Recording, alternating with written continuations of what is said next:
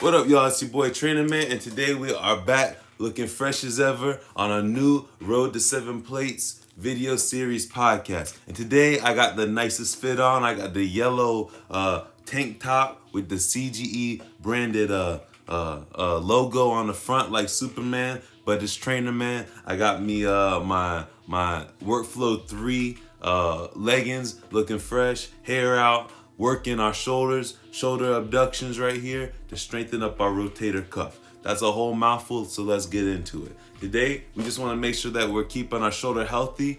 Oftentimes, people neglect their rotator cuff. This is something that you gotta work as you get stronger with the delts, because if you have strong external deltoids and weak internal deltoids, you're for a world of hurt, and you're setting yourself up for injury. So let's fix that. We just did some horizontal shoulder abductions, and now we're gonna do a little bit of abduction exercise with our shoulder. But if you notice this therapy exercise, we're not actually going all the way up to a lateral raise. It's more like just enough that the bottom portion of the movement, just to warm up and work our rotator cuff here.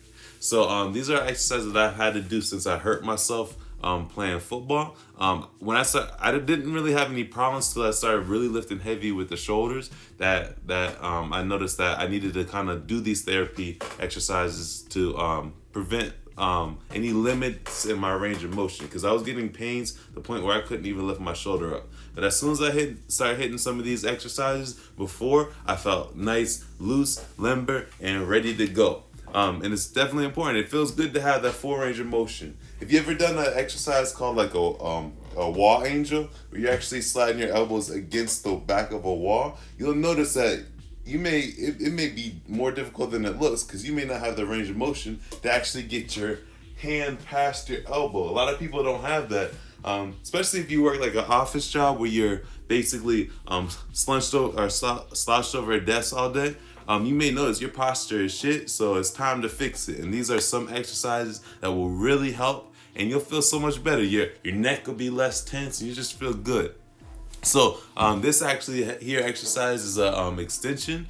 This is gonna actually also hit the posterior deltoid, because what you're really working at is keeping your arm fully extended, and actually working in an angle that's not often worked. Extending the hand past the hip, you can see about 15 degrees. You can work an angle that's usually neglected.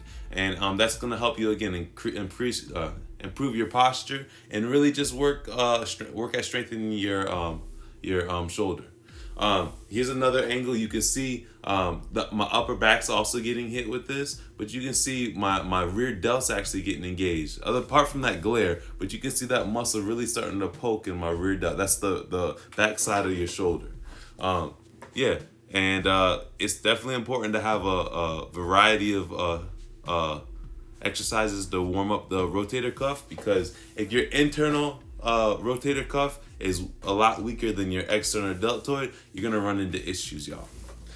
Speaking of my fit, again, y'all can check out my fit. I have a lot of new clothes that I've been kind of working on dropping.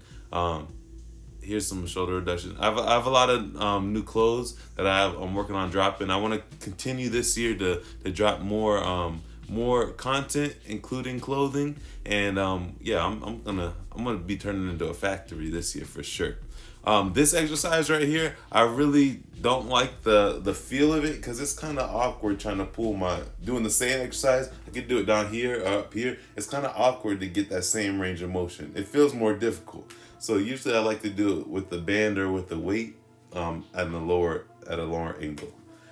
Here is a really good way to retract the scapula.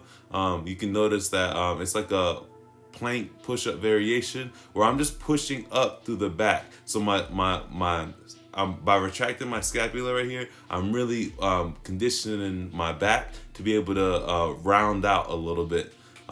So it's just really good at working posture. You're gonna feel that tightness in the upper back after you do about 10 to 15 reps of that.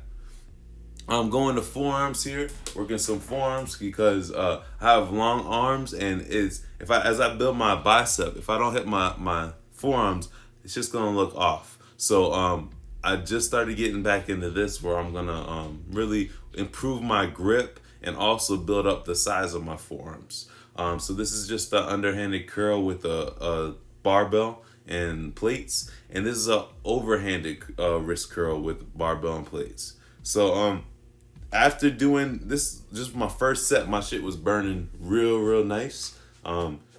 There's not too much you can do other than curls, and you're gonna see in this next exercise where I'm actually doing supination, where I'm turning my wrist over with this dumbbell and underhanded and overhanded. So this one really you'll feel.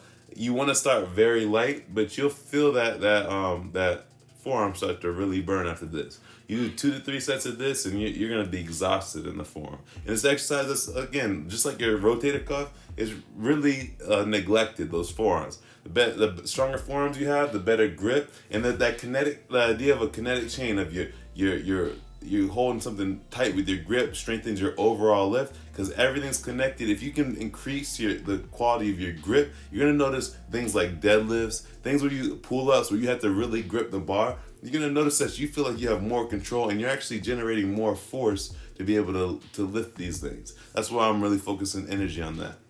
And today was a lighter day, so we're just focusing on more auxiliary lifts. So I'm finishing today with a little bit more of like a neck exercise. This is just like a whatever you want to call it, like a neck curl, where I'm curling my chin into my chest. I just want to be able to kind of build up my neck, because my body is kind of long and lanky a little bit. In certain areas. In other areas like my chest and my torso, not so much. But my limbs are usually a little bit thinner. So it's a good way to kind of not only protect my my neck, but also just build up some girth. So this one is good because I'm doing like a rotation exercise where I'm hitting the sides as well as hitting the back as well. So you notice I'm curling up and turning my head at the same time. And I sped this up so it can kind of be hard to notice exactly what I'm doing. But I think you get the drift. And it's finally here. I'm curling to the side.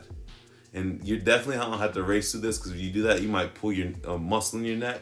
You just want to go nice and controlled and slow, squeeze the top, and you'll really feel that neck contract. And I have noticed my neck's grown a little bit. I don't do these all the time, but when I do have days where I'm like crazy sore, what I'll do is I'm on other parts of my body, and I don't really have anywhere else to hit that feels fresh, I'll go auxiliary lifts like this.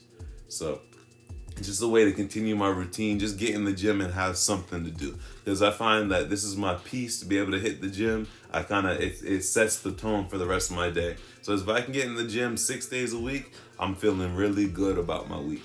I take one day off and I don't feel bad about it. And basically again, hitting auxiliary lifts, neck, forearms, rotator cuff. It's important to kind of make sure your whole body's strong. Your whole body's strong. You're able to kind of prevent injuries and just feel balanced, which I think is really important. Thank you for checking out my latest video series blog, and just stay tuned for more. I got a lot more coming, y'all. Peace.